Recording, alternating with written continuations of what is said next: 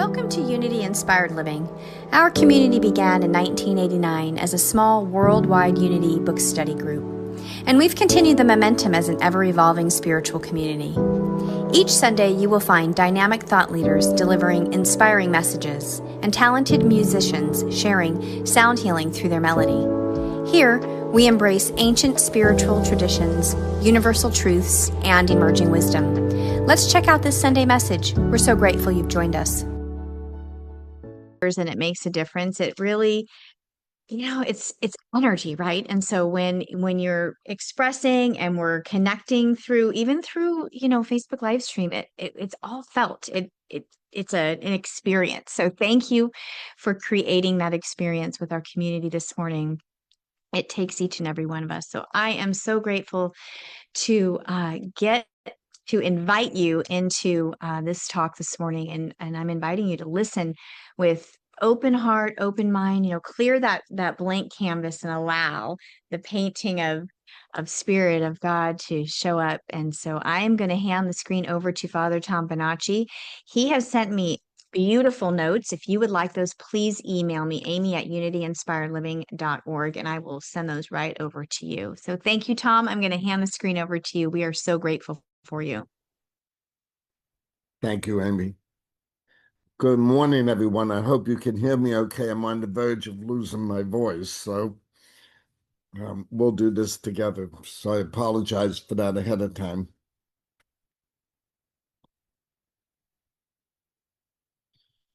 I would like to take you back 2,500 years ago.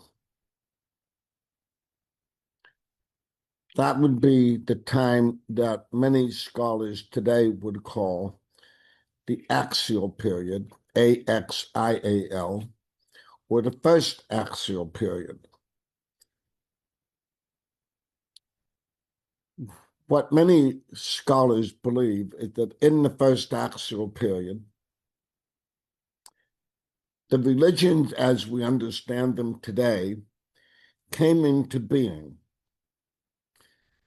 Now, obviously, Islam and Christianity and other religions as well did not exist 2,500 years ago. But in one sense, they did.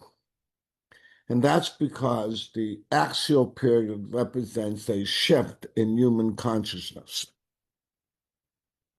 And it's a shift away from a sacrificial offering to the gods to appease them and keep them under control so they don't harm the human person, to the ethic of compassion. So while other religious traditions came into existence after the axial period, we can call them axial religions because their core is based on the ethic of compassion.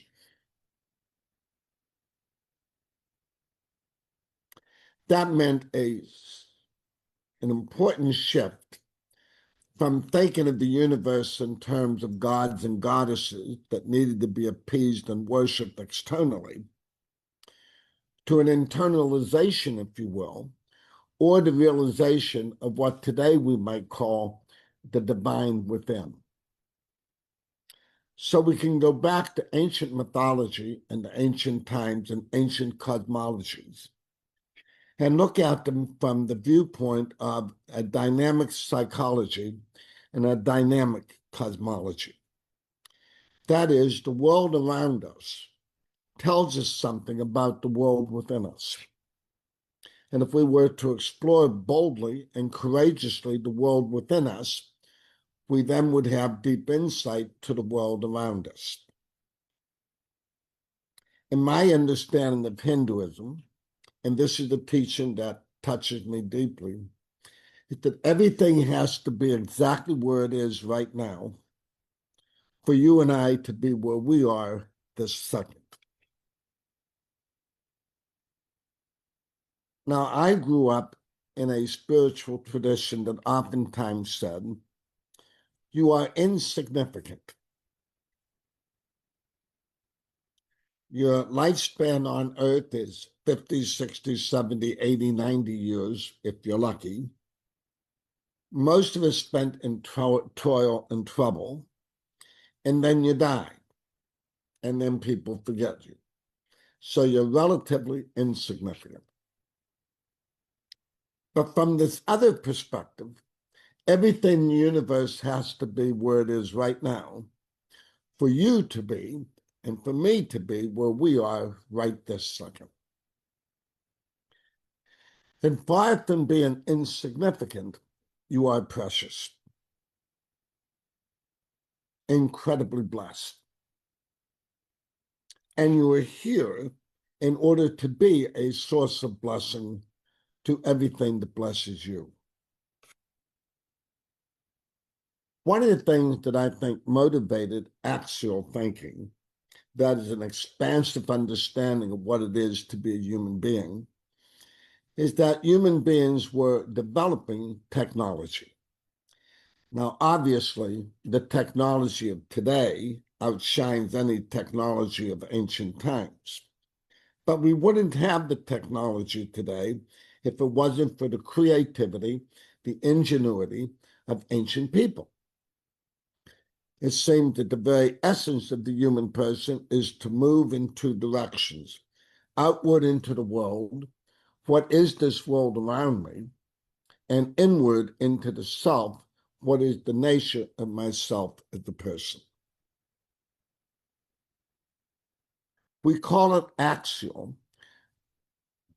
because it's a turning point, as if it were on an axis. It invites us to an expansive way of thinking.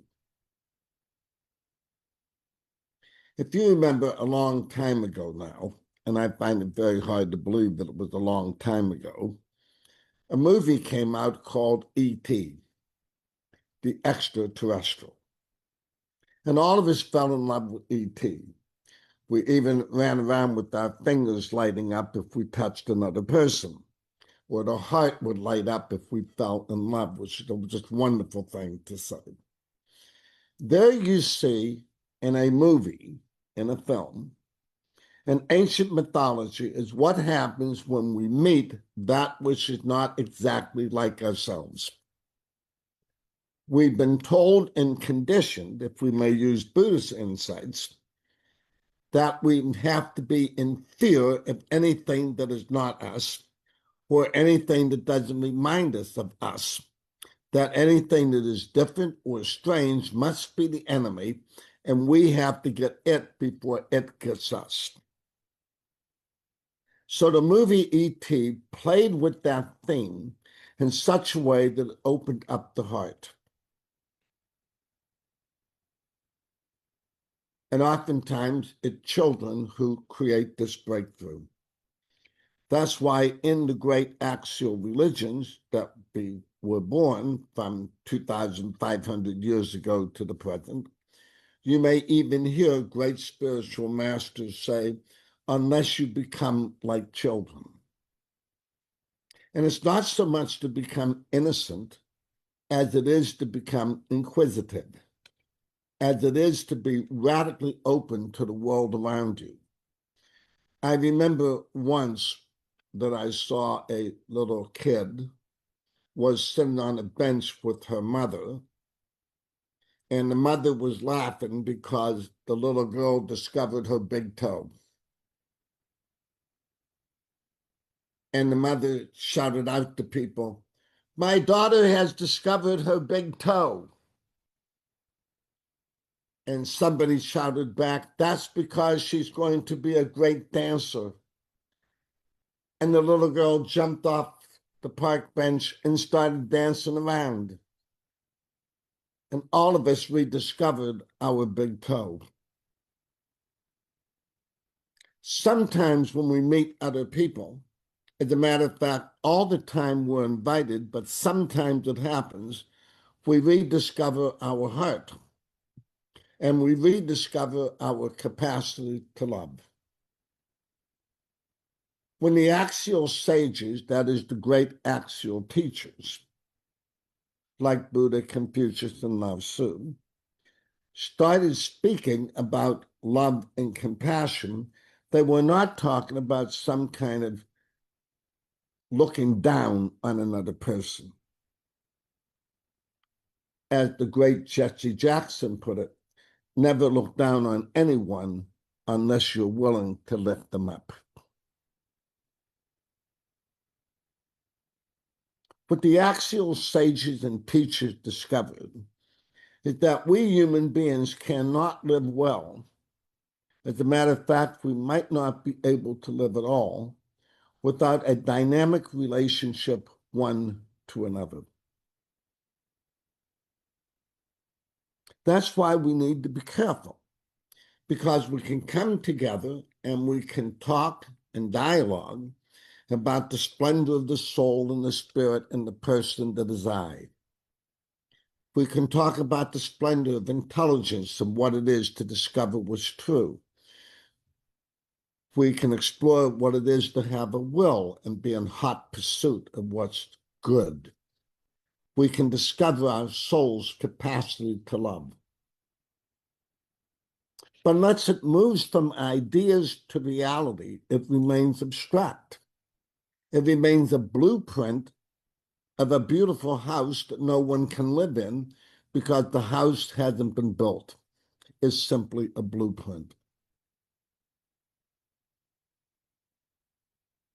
Today, we might be very, very enamored of the fact that we can discover what it is to have peace of mind, serenity of heart, what it is to not be engaged in the madness that surrounds us so that it does not become the madness within us. But the fact is, compassion and love remain abstract if they simply are desires that we have and not a way of living that we engage.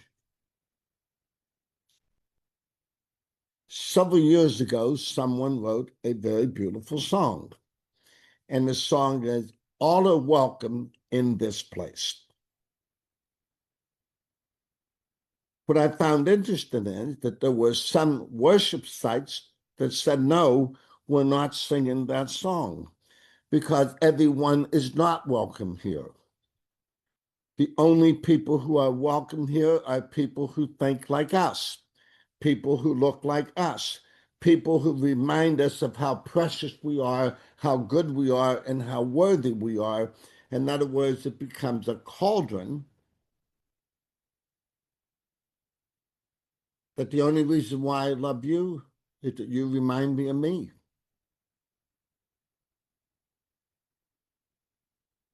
If we go back to the little child, children are attracted to that which they do not understand, to that which they do not comprehend. They seek and they find, and they will oftentimes even talk to perfect strangers. Have you ever been in that condition when you're in a restaurant and the child stands up in the seat next to you and looks back and looks at you while you're eating and says, "Hello, how are you?" And mother or father might say, "Don't disturb other people." Well, I don't know about you, but I'd love to be disturbed. I love it when a little boy or a little girl goes across the divide, the convention, and the fears and starts waving and says hello. It opens up something within the heart. Maybe someday I will be able to do what that 5-year-old does so instinctively. Here's where the axial ways of thinking are not 2,500 years ago, but in the current events and situations of our lives. Rumi put it this way: I'm a better person because I met you. Now let's deepen this a little bit. In order for compassion not simply to be an empty-headed sympathy for the self, but a heartfelt concern for another, we must practice an ethical virtue called inclusion. Inclusion means to welcome others without boundary, to go across. But and here's where it gets dangerous, because you and I have been conditioned in many, many different ways to establish boundaries. And obviously, we have to do that. There need to be limits and boundaries for the sake of safety for the self and safety for others. It's a common sense approach. But it can be so overdeveloped that we create things like sexism and racism and xenophobia. And we start excluding people simply because we don't know them, simply because we don't meet them. Our fears can become so profound that it causes our hearts to become hard, our thinking to become short-sighted, and our attitudes to become prejudicial. The Quran celebrates that Allah created us differently, that we might get to know one another. And the word know in the Quran, like in the Bible and other religions, is a very, very deep word that means to experience firsthand, not simply to have book knowledge and academic knowledge of another. Did you ever have someone come up to you and say, I heard so much about you, and finally I have the opportunity to meet you? And with a smile on their face that reflects the openness of their heart, they extend their hands and greet you warmly. There you see the practice of the ethics of inclusion, what it is to welcome another person into your space, what it is to walk into the space of another person with joy and with gratitude. I am so thankful to have met you in this moment. The more diverse a society becomes, the greater its practice of inclusion becomes. It is interesting that, and it breaks my heart that in contemporary America, in the United States, there is so much opposition to diversity and inclusion. But you couldn't fall in love if you didn't practice diversity. You could never have a friend if you didn't practice inclusion.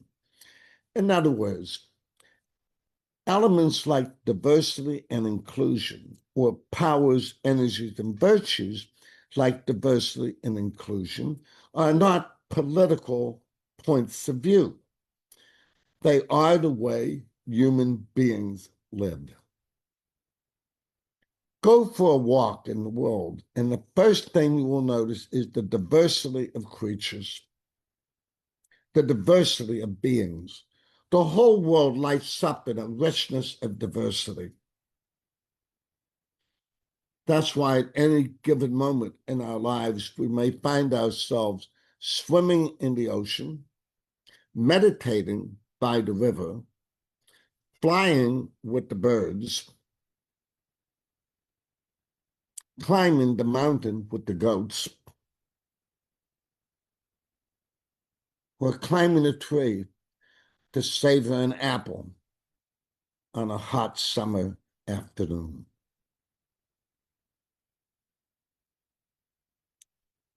There's the richness. There's the diversity. It's all around us. Everything invites us to this richness of life. Then if we were to take this even deeper, the practice of diversity and inclusion moves us into directions so that we may encounter people whose situation breaks our heart. Oh, someone has died. I am so sorry. Someone is born. I am so happy. But notice to someone who has lost a loved one. Notice to someone who has lost a job. Notice to someone who has lost a sense of direction within their life. The brokenness of their situation breaks my heart. someone once said, and you've heard it 1,000 times. The broken heart is an open heart.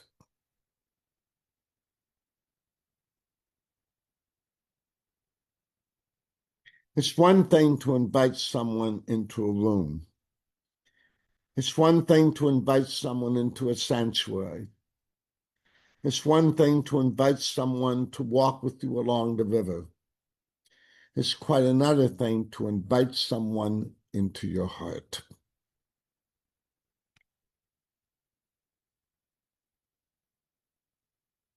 We talk about the presence, which perhaps is one of the deepest words for the divine, for God, to walk in the presence. In one expression of religiosity, there's a prayer that says, "In you, O God, we live and move and have our very being." Every day you show us a father's care and a mother's love. Your spirit dwells within us. Once a rabbi compared the presence of God to a fish in water. The fish doesn't ponder where God is because the fish knows within me, around me, beneath me, beside me. But more than that, I can't live without this water. I can't live without the waters of the divine. I can't live without the waters and the air of the divine. I can't live without the spirit dwelling within me. The fact is, everything that's created, everything that exists, is included in the divine presence, however you understand the divine presence to be. The older I get, the more I call it the everything of it all. And all I can do is be amazed by its beauty, converted by its terror, astonished by its magnificence.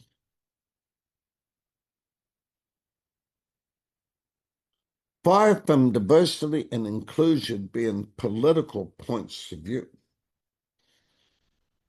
they're the very nature of the universe. Why would something as grand and mysterious as the universe make a condition for you and I to exist? Sometimes I look at my life and I conclude it's insignificant, or I don't have enough time to do what it is I would like to do.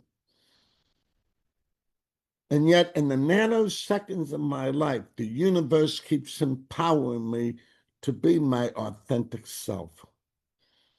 Perhaps all I might ever be able to do in the journey of my life is to bring moments of compassion, empathy, and love to another person.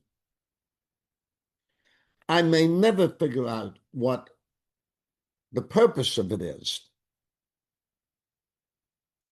One of the Psalms in the Hebrew Bible puts it this way: I busy not myself with things too sublime for me. Rather, I have quieted my soul. But if I quiet my soul, I open my heart. And it is the nature of my heart to meet another person. It is the nature of my heart to rejoice in the diversity of it all. That's why, even from a scientific point of view, at this very moment, we are exploring the universe in order to see its beauty and its mystery, and we are astounded by it. Unlike the old science that thought we would have answers to everything, the new science now has questions for everything. What does that mean? What is that beautiful object we're seeing in deep space? Is it an object or is it our mother? What are these energies that hold us together and lift us up?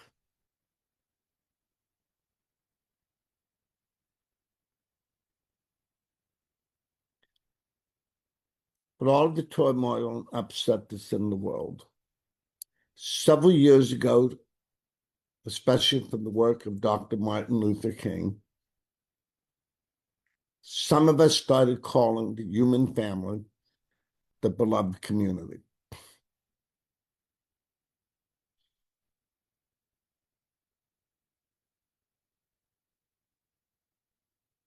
It takes a lot of courage to do this. It takes a lot of courage to look out into the world as it is, in the midst of war, conflict, hatred, and division, and to look at it profoundly and to truly believe, and not only believe, but to practice that a beloved community is emerging. Hatred, division, war, scorn, name-calling, and rejection have never given happiness or life to anybody. Even those who may claim they're victorious because of those practices, they remain fundamentally miserable. That's why, beloved community, you and I must not simply become a circle of like-minded people. We cannot simply become a circle that I love you because you remind me of me. If the beloved community would truly have a mind, heart, and soul, then it would even include those who exclude other people. It would open the door to them. We would never allow another human being to define themselves by their failure, their ability to hurt, or their hatred. We would invite them, as we invite ourselves, to be people of compassion. And the word compassion means to be with another person in every dimension of their life. It's not simply to suffer with, but to rejoice with, to learn with, to walk with.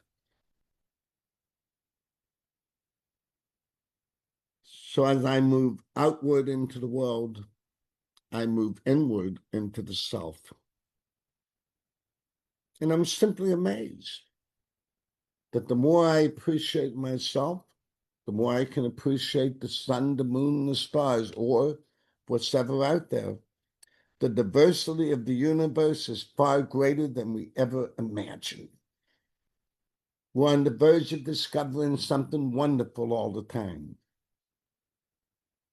But let me remind you, you do not have to go millions of miles into outer space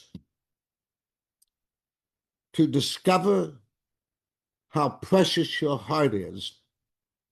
All you need to do is go across the street.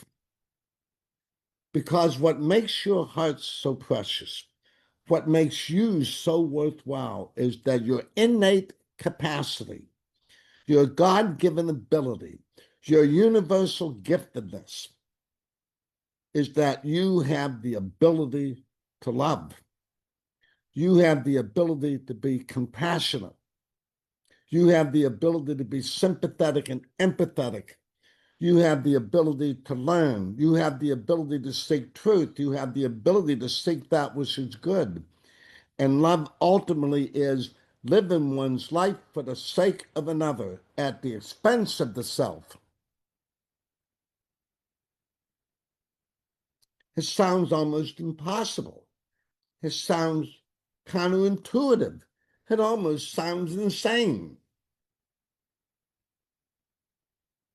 But millions of people before us, and millions of people right now, and millions of people in the future practice that which some people think is foolish and impossible. And some of the people who practice what other people might think is silly, impossible, if not downright silly, are you.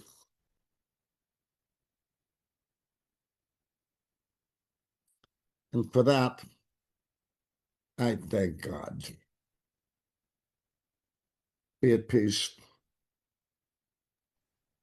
Mm. Wow, Tom, thank you. Whew.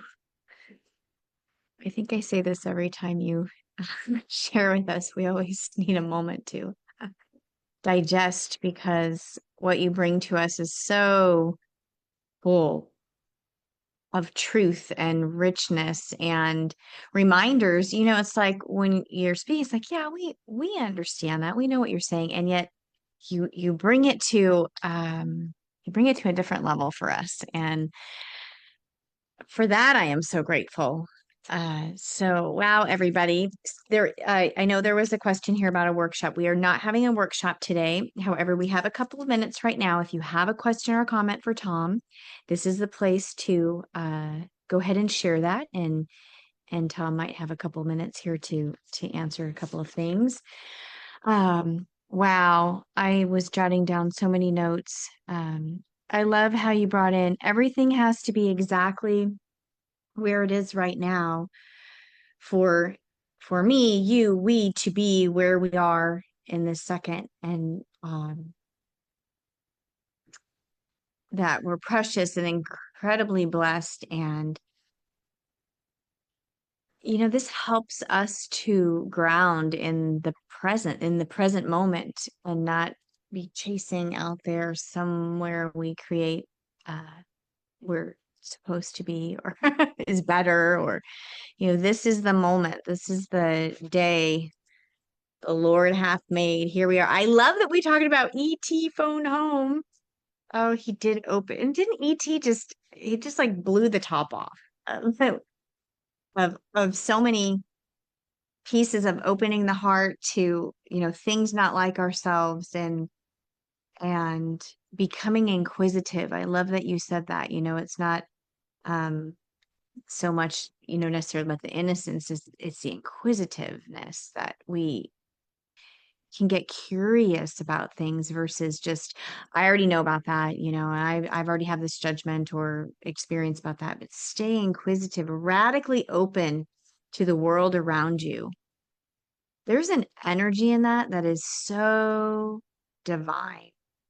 You feel it, right, in people when you meet them, like Tom, that there's just this vastness of, I'm radically open to the world around me because there's so much love to be shared and experienced and poured into. I love this conversation. Hi, everybody. I'm just checking in here to see if anybody has any comments. I feel like they're just not loading on my end yet. And I know sometimes we have to take a moment to organize our thoughts too, because there's so much that touches our hearts. I'm looking at my notes here. When we meet others, we rediscover. I didn't finish that. I think you said our hearts or ourselves. Um, I love the quote, never look down on anyone unless you're willing to lift them up. Boy, isn't that, that's a that's a beautiful reminder. I like That how you was talk. one of the, if I may, that's one of the Yes. insights, I think, of the axial period, which is Mm, we really have to do a lot of work with that. And a person called Karen Armstrong in the History of Religions has done a book called The Great Transformation. mm, Um, I don't know how that woman does what she does, but she seems to know everything about everything. And that book is an astounding survey of the first axial period. wow. But instead of seeing the divine as sitting up in a heaven demanding adoration, the divine is a self-giving. Mm, It's an eternal self-giving. And I think and if we're created in that image, if we're created because of that image, then our deepest nature is to go outward. Our eyes and ears and our face and our hands all extend outwards. You cannot see yourself. mhm. Your very body is constructed to embrace another. Yes. Yes. there's that divine image. So it's not theological double talk. Mm-mm. It actually is revealed in the biology and the physicality of what it is to be a human being. Mm. Truly. I mean, I know it in from my personal experience, I know that always looking outward and being in service has always been the thing that heals and enlightens and expands. You know, in my deepest, darkest times of grief, it's like I knew, like, get up and go serve. Where can you pour yourself out to others? Because it's such a profound experience to be willing to lift up, and even, if you don't feel, Yeah, you don't, even if you're driving in traffic and you see an accident, right. sometimes people say that's because we want to be entertained by the grotesque. I don't think so. I think Oh, when we see another injured person or an injury anywhere, it breaks our heart, and we stop. And that's a moment of empathy. That's a moment of absolutely. inclusion. And so I think Yes. we have to be careful that we don't label all of these things negatively, but enter into the energy. Yes. And I've talked to a couple of people said, did you ever get stuck in traffic because there was an accident? Yes. So, well, when you were passing through the accident zone, what were you thinking? Right. Yes. And people say, oh, I remember when that happened to me or happened to my friend. I just want to get out of the car and help. Mhm. Yes. Yes. And even if you're, you can't, whatever, for whatever reason, but you can still send a blessing. You can still have an exchange of care and uplifting and say, oh, allow your heart to open. That's really what we're talking about here, is this heart opening. Okay, let me see here. The feed is moving a little bit. Let's see what's coming in. Jennifer says, thank you so very much, Father Tom, for your rich, thought-provoking, and heart-opening wisdom that you shine on us all. Thank you, Jennifer, for sharing. Reverend Dr. Dee Moore, welcome. Beginner's Mind, yes. Yes. Michael J says, thank you, beloved. I love his power, truth, and depth. Amazing workshop. Depth, other souls. Yes. No workshop today, just remember, but the link is open if anybody wants to come in there and connect and chat and talk. We've covered a lot of ground today. Luinda says, beautiful and very great reminders, Father Tom, acceptance, embracing, loving openness to all. Kathy says, great talk, Tom. Thank you for sharing your love and deep perspective. Thank you, Kathy. Sonia says, and peace be with you. Yes. Jan says, I am so grateful for your explanation of diversity rather than see diversity as a box. My word, diversity is life, every aspect of it. Oh, that took me to a deep place of clarity. Aha. Dropping all the definitions, it all looks like this. Mm, I know, mm. wasn't that I appreciate that too, Tom, the way you just named all of the swimming in the ocean, the climbing the tree and the mountain, and soaring with the birds, and the richness of life's diversity. What a boring Yeah, yeah. place would be if we And all the were the thing is, that's what we see and hear in the future, and we're developing it now. The forces that are invisible. There's all Mm, kind of invisible forces out there that cause us to live. yes, yes. I mean, that's what Oh, I just want to go sit somewhere and cry. It's so beautiful, if you know mm, what I mean. It's I do know what you mean, and I am so grateful for your heart. Thank you. Thank you for sharing it with us, and for sharing it with the world. Um, your message is always so very, very profound and meaningful and life-changing, transformative. And I am so grateful for you. Thank you for thank you for saying yes to the call of we do service. this together. Yes, I am thankful. It's such a beautiful space to be. Pat says, challenge to be inclusive. Janet, hi, honey. I'm so glad you're here. Thank you, Father Tom. You've inspired me to open my heart to others more. Yes, I'm so grateful. Like that is the peace that it just my heart is smiling because sometimes when you hear something in a certain way, it just like blows the top off, right? And you're like, I get it now. And I do feel that that's what Father Tom brings with his messages is like this top blowing off conversations that impact so profoundly that it's not we're no longer talking about the blueprint. We're like building the house. And that is the important piece here. Mimi, hi. Father Tom, so grateful for you and your wisdom. Michael J says no words. I know it really that's how I feel after Tom's dialogues, usually like we need a moment of silence.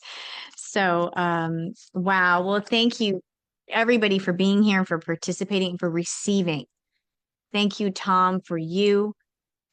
I mean, thank you just seems so simplistic, and there's Thank you deep, for deep the gratitude. opportunity. I Deep. appreciate that.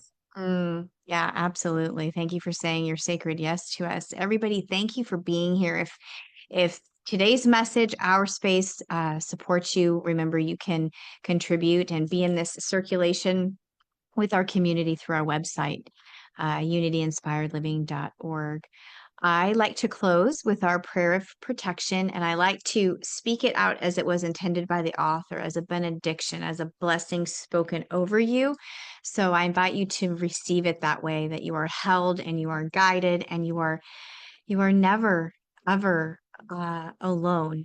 And as you move back into the world, holding that, as you open your heart more fully, you hold on to this, that you are never alone. So I'm going to share the screen and pull up our prayer of protection and invite you to receive. The light of God surrounds you. The love of God enfolds you. Power of God protects you. The presence of God watches over you. The mind of God guides you. The life of God flows through you. The laws of God direct you. The peace of God abides within you. The joy of God uplifts you. The strength of God renews you. The beauty of God inspires you. And wherever you are, God is, and all is well. Thank you, beloveds, for being with us today and participating with a sacred yes. When you hear this message and you feel that deeper yes inside of you, that's a calling to serve and show up. And so thank you for being part of this mission with us. And as we move through this Memorial Day weekend, inviting us to just reflect on our hearts and how we can serve, and that willingness to give of oneself, and perhaps part of planting ourselves in presence is asking this: how do I serve this life with greater love, with greater awareness, greater compassion? So thank you, everybody. Shine on, bright beings of love. We are grateful. Thank you, Tom. Deep gratitude. Blessings, peace and blessings.